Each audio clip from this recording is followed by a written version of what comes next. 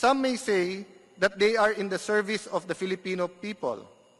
Pero sa gitna ng sakuna, gusto nyo, kayo ang unahin namin kaso sa kababayan natin.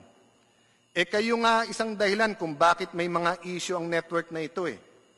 Sa mata ng marami, klarong bias at pakikialam sa eleksyon na bawal sa atin batas ang ginawa ninyo at ginamit nyo yung network na ito. 2004, 2010, 2016, 2019. Tapos tatakpan nyo yan by saying it is against press freedom. Hindi po natin nilalahat ang mga journalist. Ngunit tulad din ng pagpapakita ninyo na ang lahat ng politiko ay corrupt, na lahat ng pulis ay abusado, damay-damay na ang buong institusyon sa maling gawain ng ito. So again, this may be a few bad eggs.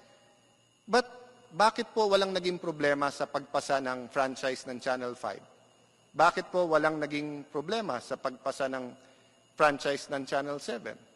Because wala pong tumayo at nagsabing nag-issues. If you take up, for example, Channel 7, DCBB, no?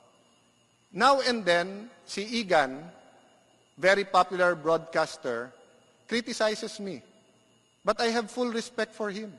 That's his opinion. But I never complained to management. Nung dumadaan yung franchise, I did not tell Channel 7 when I was in the Senate, boss, nakikialam kayo sa eleksyon. Why? It was simply his opinion as a journalist. And if it's correct, magbabago ako, and kung mali, di ba? Then I would tell him, I disagree with you. And he'd invite me again to his show. But that was not the case with ABS-CBN. And we deserve a hearing to be able to hear that. Yes, it might be unfair to Carlo Katikbak and Mark Lopez, the new management, because this happened during another era, no? But they're asking for a extension.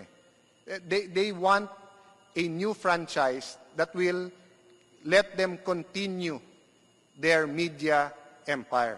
Thus, accountability.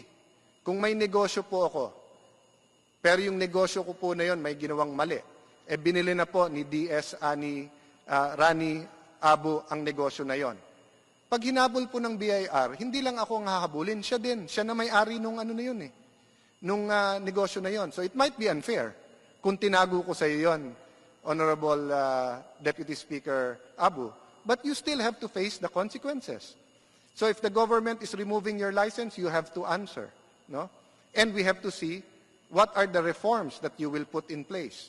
Now, if the network is confident that mali, these are false accusations, misunderstandings, these are rumblings by many of our kababayans, then let the people judge habang naghihiring po tayo.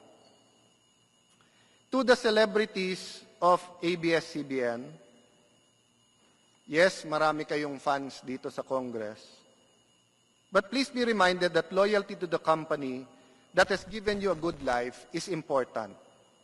But you cannot cry injustice and blame public servants when you lose your paycheck or your show, yet not take notice of the fact, yes, the fact that there are grave issues against your network.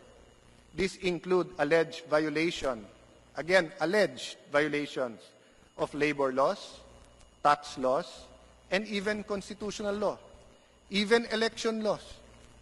By all means, let your voices of support for your network be heard. By all means, sabihin natin sa kababayan ang mga magandang nagawa ng network.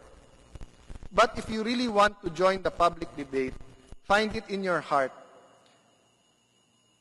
find it in your indignation to also support due process and fact-finding as the issue is imbued with public interest, not just your interest.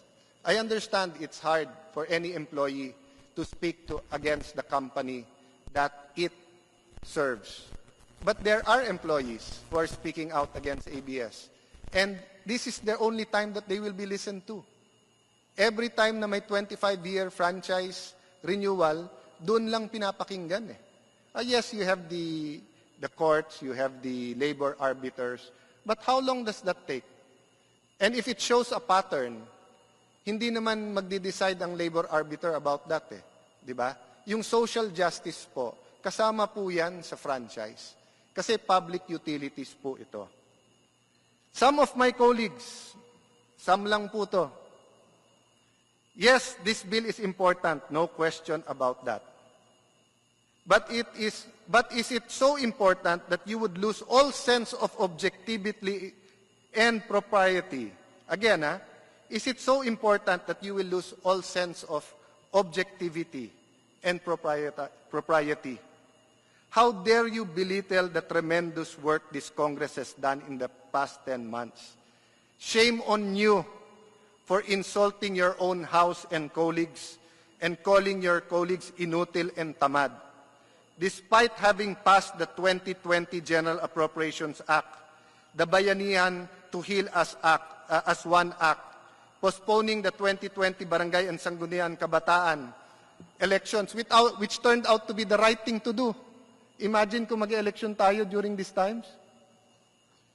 The law for establishment of Malasakit Center, increasing and restructuring excise tax rates on alcohol, heated tobacco, and vapor products that are now helping our government coffers and helping the health sector.